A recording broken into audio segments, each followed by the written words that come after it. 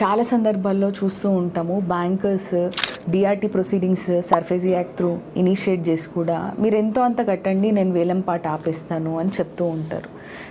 ఇవి ఎంతవరకు నమ్మసక్యము, వాళ్ళని ఎంతవరకు నమ్మొచ్చు అని అంటే డెఫినెట్లీ నేనేం చెప్తాను అంటే మీరు ఏ డబ్బు అయితే వాళ్ళకి కడుతున్నారో అదే బ్యాంక్ లోన్ అకౌంట్లో డిఆర్టీకి వెళ్ళి ఏదైతే మీకు నోటీస్ వచ్చిందో 13(4) కానీ పొసెషన్ నోటీస్ కానీ ఆక్షన్ నోటీస్ కానీ దాన్ని ఛాలెంజ్ చేసి డెఫినెట్గా మనకి స్టే అనేది మనం ప్రయత్నించవచ్చు, కోర్ట్ని అప్రోచ్ అవ్వచ్చు. అది ఏ కారణాల వల్ల అయినా మీరు కట్టి ఉండకపోవచ్చు.